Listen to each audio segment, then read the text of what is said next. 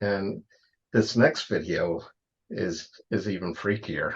And this also has to do with split brains, but here they're implying that it's like two persons. When you split the brain, there's like a different person in each hemisphere. So let's check that one out.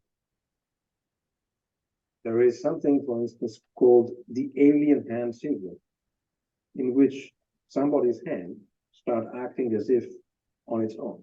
And the other hand often goes, okay, you actually see This that is in like some in the Doctor Strangelove. yeah, very much, very much, very much. The movies always have it first. Believe me, it is. So in many ways, again, movies are and art in general. That's a general theme. They see things before scientists never get to them, and they see them more deeply. And so, the fights within the same person, they happen, for instance, with the split brain. So after we split the brain in two, as we mentioned already, there's going to be one on the left, one on the right. And very often after the surgery, they are going to fight each other. So, for instance, one will try to put up some trousers and the other one will pull them down. It happens to patients. Okay? Who wins? One will button and the other one will unbutton. I mean, is there a dominant hemisphere? So, usually then it's the left side that takes control. And you start wondering what happens to the other guy. Is he riding along? Because it's very much, I think, the way you are depicting it in John Malkovich. So there is an early fight, and just like in some families, after a while, somebody establishes dominance. You've got one guy who controls and the other one who follows. Or at least it used to be like that. And in that case, the left hemisphere usually, after a little fight, establishes dominance. And that's the more verbal. And that's the more verbal. So the right hemisphere And can't even complain, right. really. Well, I don't even mean that as a joke. I mean, it's like you're a prisoner, right? Because you can't. He's a prisoner, and in fact, the best thing you could say is that he probably gives up. You give up because for a while he tries to fight. It sounds like torture. I mean, is there enough of a person in that half of the brain to feel like they're being tortured, or is it? Well, tortured is not probably what the scientists who have studied this best. And again, this is Michael Gazzaniga would say. There are some experiments which are quite amazing, in which there was one boy of 16, 17 or so who had the operation, and he had a reasonably acceptable way of speaking through the right hemisphere. So he would actually speak to a little bit, a few words. There is always some language on the right side too, so you could establish some communication with both. And in that case, they were, it's one, n equal one, so you never know how representative it is. But the left hemisphere, for instance, wanted to be a pilot when he was going to grow up. The right hemisphere wanted to be an artist. So you even have something like that within the same skull. There are these two, and they weren't fighting. And in that case, the right hemisphere wasn't, say, complaining like, it's my first opportunity to get out. Finally, I can scream. Okay, no, nothing like that happened. But what is the state of mind? After all, you share a body, you share a history.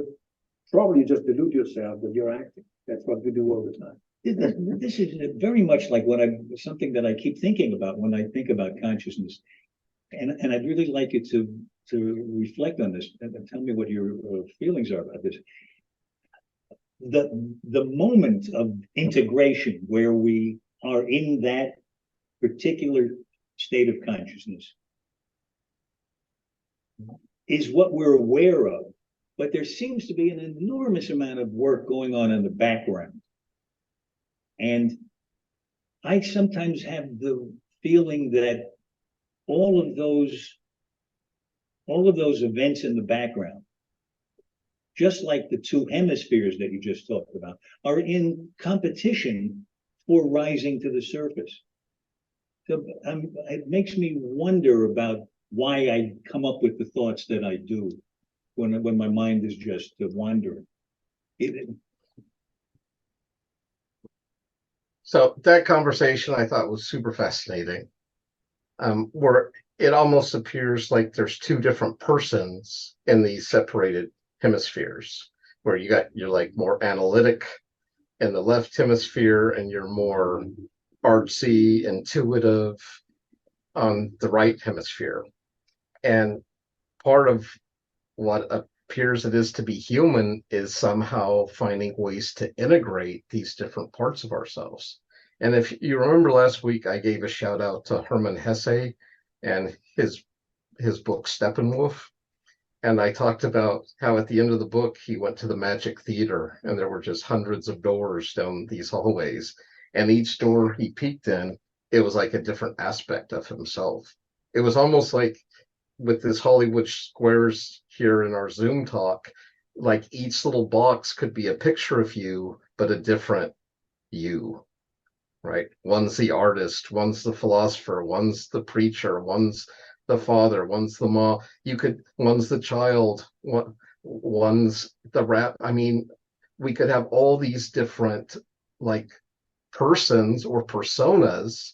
And when we talked about the multiple personality disorder, it's with people who no longer have, like, they didn't have a fight and one voice rose to the top, or there is no overarching narrator, and they're a victim to, like, any of you could just jump in right now and start speaking and take control of the conversation. And if you don't have someone that can hit the mute button or something like that. Well, this is such a great example of what we're talking about, because we have Dr. Tracy, right, who's kind of like the overarching voice running this call. But if all of a sudden she checked out and there was no one that could control who was speaking or when or what images were being shown, it could turn into chaos. Any thoughts, comments on? Do you guys believe this, or do you think that's not really what's happening? I think it's an interesting concept. The one gentleman was talking about he wonders sometimes why certain thoughts filter to the top. So maybe people with MPD are actually more intelligent and they're simply able to give voices to all the other thoughts running in the background. It it could be Maybe, helpful, but normally they it's no, not normal. Just thinking that it might actually be more, it's like there's a filter going.